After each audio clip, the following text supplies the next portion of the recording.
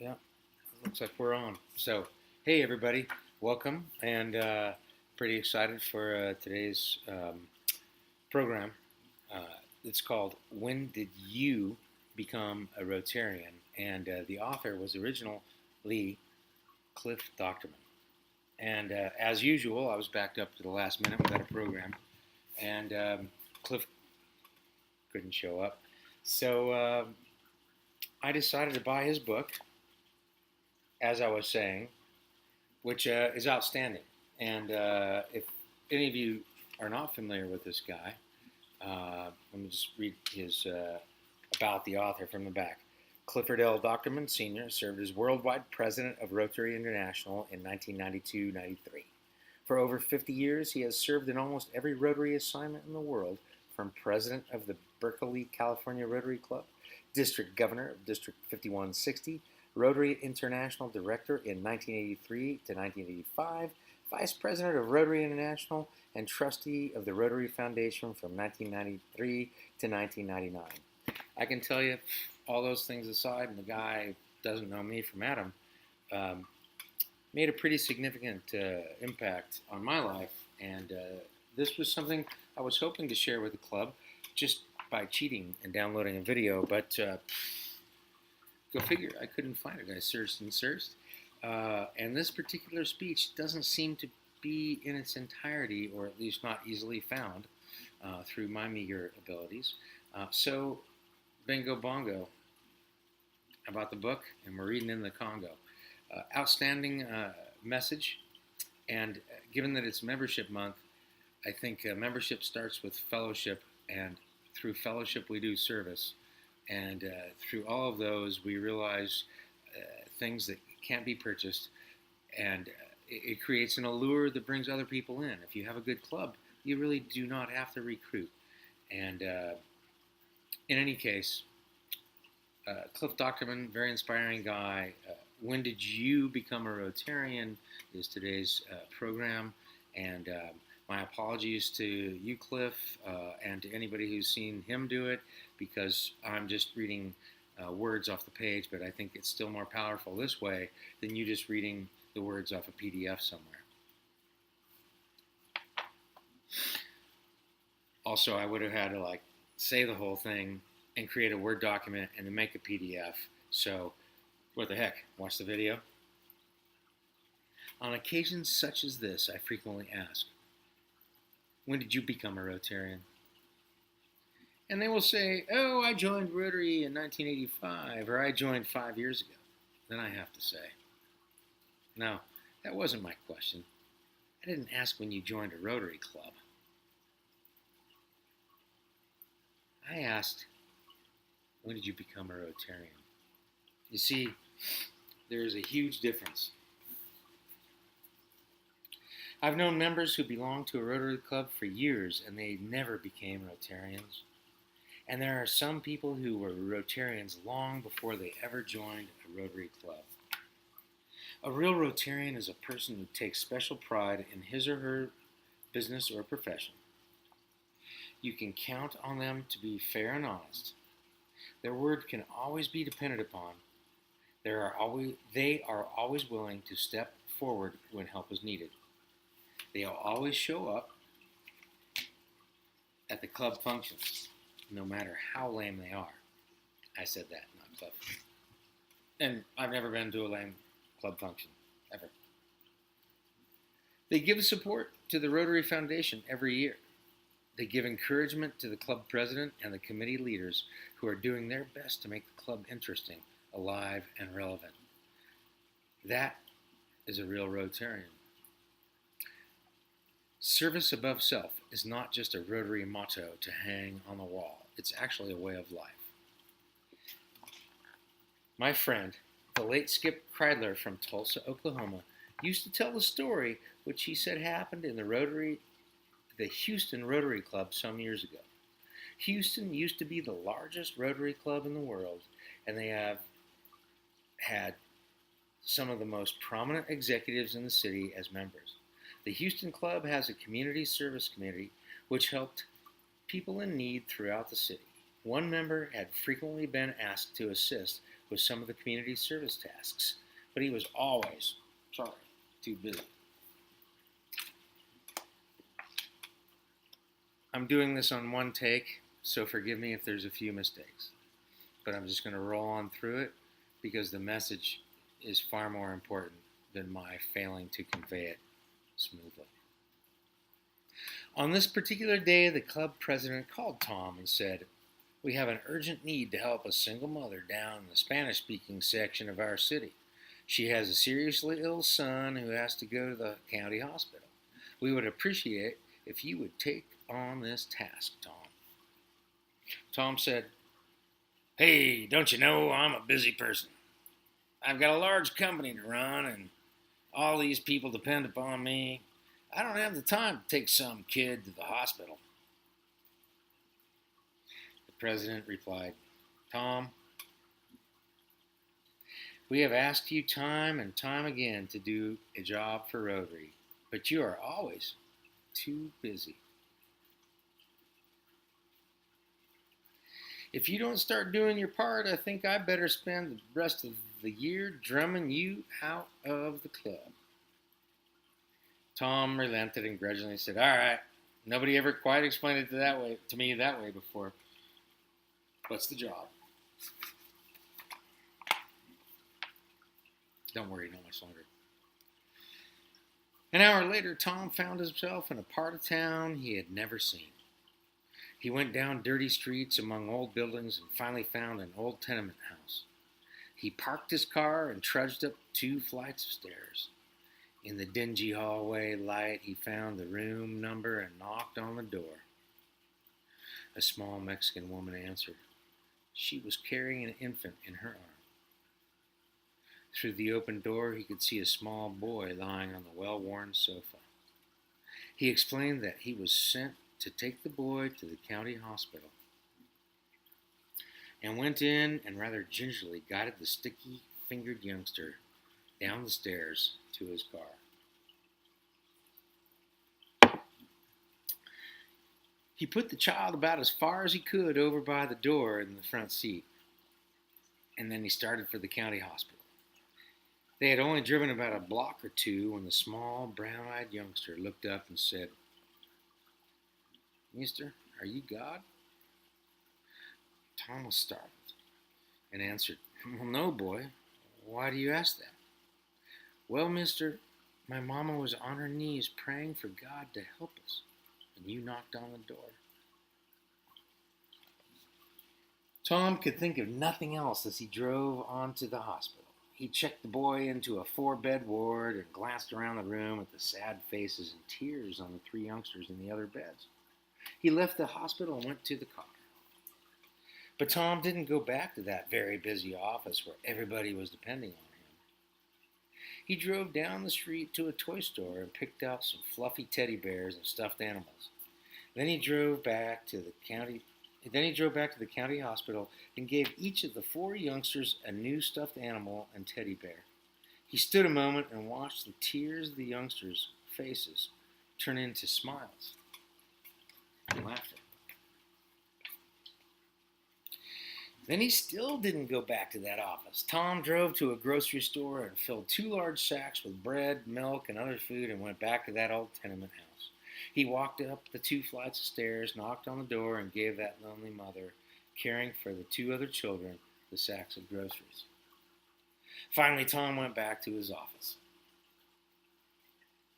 He picked up the phone and called the Rotary Club president. He said, "Mr. President, do you know how bad the poverty is in some parts of our city? There are people who are hungry and sick, and nobody cares. It's about time our Rotary Club gets involved. Mr. President, you appoint a committee, but make me chairman."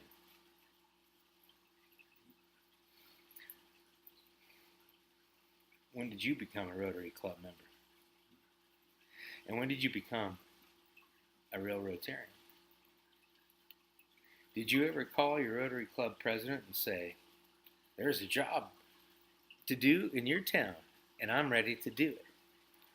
And as E-Club members, that could happen all over the world, all the time. Sorry, back to this. Many members become Rotarians the day they discover that Rotary adds something special to their lives. Some people become Rotarians the day they volunteer to rebuild a community playground. Others became Rotarians when they took disabled youngsters to a day at the zoo or taught them how to catch a fish. Some became Rotarians when they lifted a person who had been paralyzed by polio, stroke, or birth defect and placed them into a Rotary-donated wheelchair. Has anything ever happened to you that caused you to say, I think today I became a Rotarian? I can tell you it is a rare experience to pass out food to a person who is starving. It is something special to see a child receive a pair of shoes. Who has never owned a pair of shoes before? It is an amazing sight to see a blind person receive the gift of sight because a Rotarian provided for cataract surgery. Not to make a point, but I'm going to step it up a little. Perhaps one of the most touching experiences a Rotarian might have is to give the 2 drops of polio vaccine to a child held by his or her trusting mother, and you know that child will never have the prospect of being paralyzed or even death from polio. And this has been done for over 2 billion children of the world as a result of our Polio Plus program. That is over 99% of all the children in the world touched by Rotary's commitment to eradicate that horrible disease.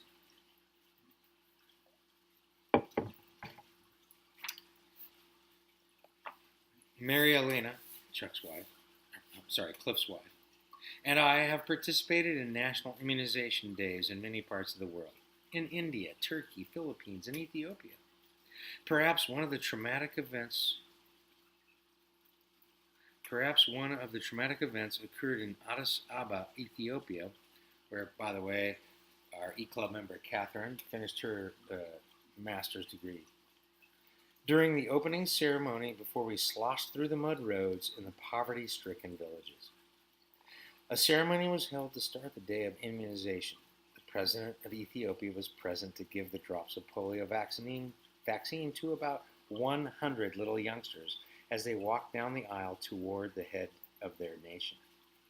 Just at that time, on the other side of the room, were about 35 little youngsters in wheelchairs, leg braces, and crutches, all tragic victims of polio. These children, with their bent backs, twisted legs, and withered arms, sang a song to the president of their country.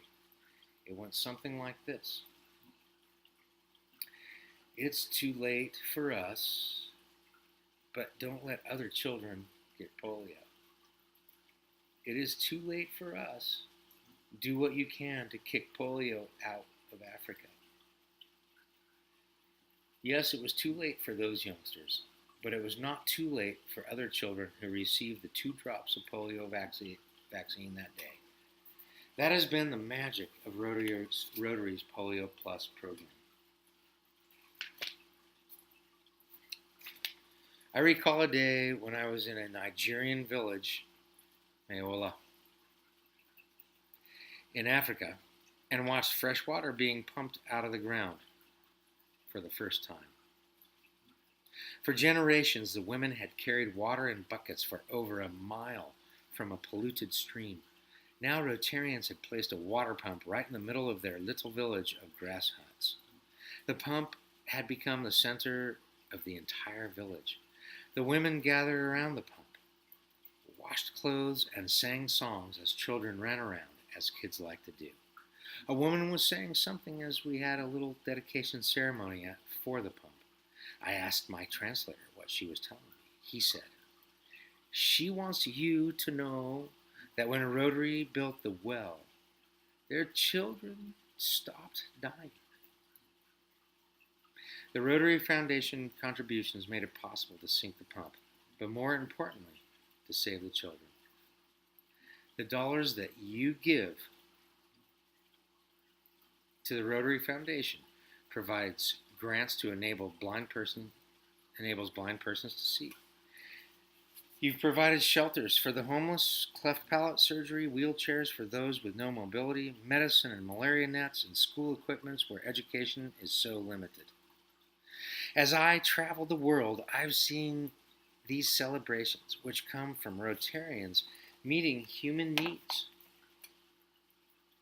Watching the tears of joy are occasions you never forget, when Rotarians work to meet the basic needs of mankind: food, healthcare, clean water, sanitation, education, and relief from poverty. You realize these are the instruments to bring peace into the world. Rotary works for peace through our Rotary Foundation and through our many acts of world community service. On the other side of our Rotary Foundation are the many kinds of educational programs. About 20 years ago, a young lady from India came as an ambassadorial scholar to the University of the Pacific, where I was the executive vice president. She was studying to help young people who had speaking and hearing disabilities. Lalitha Prathap was a charming person who enjoyed the friendship of all the Rotary clubs in the area.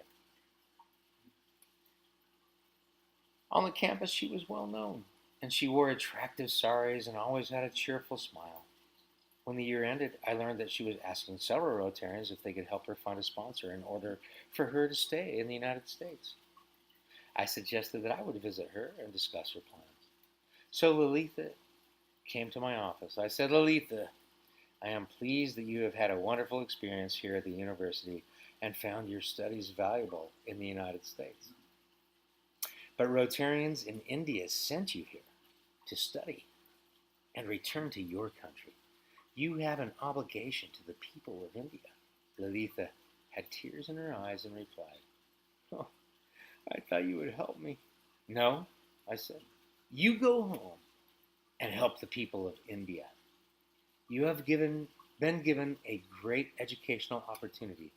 Now you must use the ambassadorial scholarship in the way it was intended." So Lalitha returned to India. As a side note, I was sent out of my Rotary Exchange similarly. Not exactly. I guess I could have stayed, but a very wise man, my host father, pointed out that I had had experiences. Rotary had afforded those to me, and it was time for me to share them with other people. And thank God for him and that I could come home and do that. So Lalitha returned to India, and although I kept in touch with Lalitha and her husband and children for a year or two, I eventually lost touch. So that could be the end of the story. However, a few years ago, I was in Bangalore, India, for a Rotary assignment. As part of that trip, the Rotarians had scheduled me to attend a dedication of a Rotary-sponsored 3H grant, which provided a pacemaker bank at a hospital for very poor and indigent patients. The cardiac hospital served both adults and children.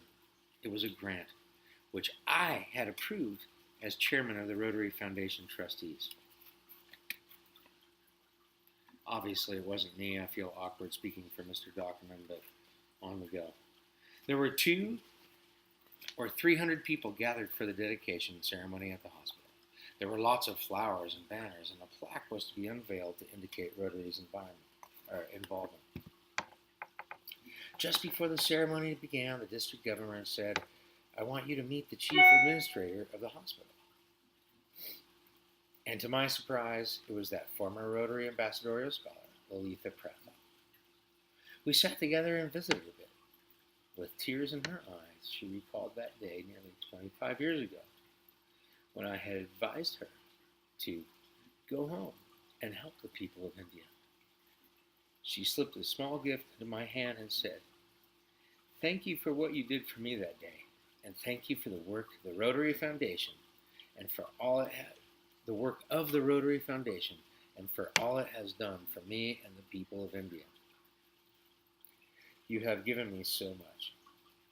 You see, Lalitha had become one of the outstanding leaders in all of India caring for children with disabilities. To this day, she continues to give her talents to help the people of India.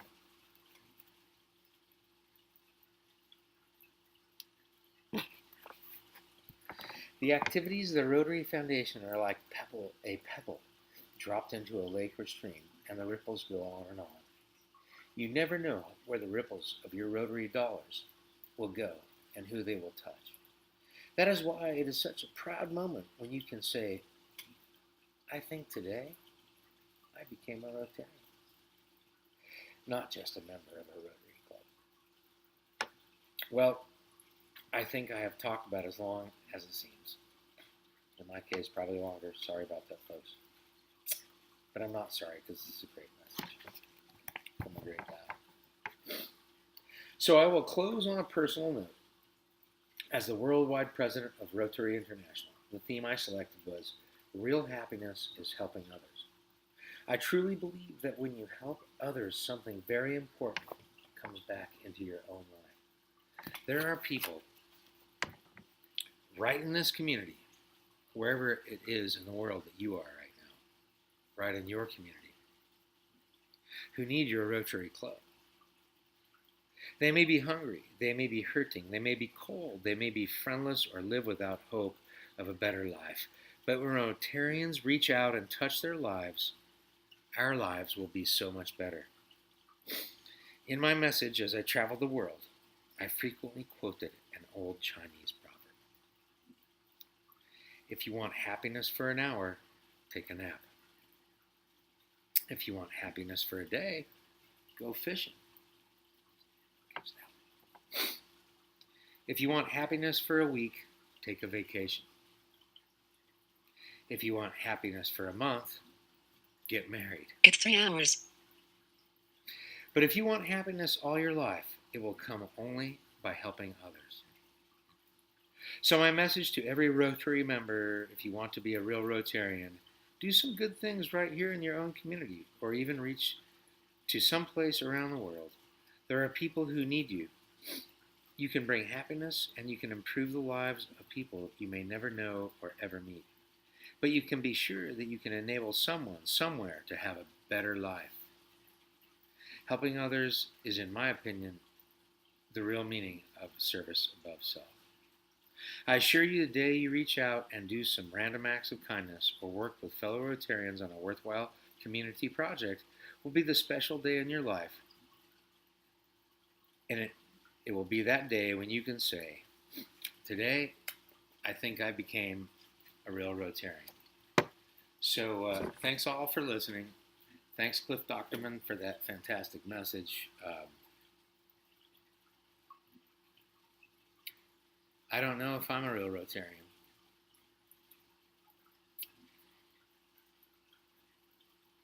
But I'll keep trying. And I hope you will too. So thanks much for listening. See you next week. And until then, enjoy life. Do what you can. And remember that he profits most who serves the best.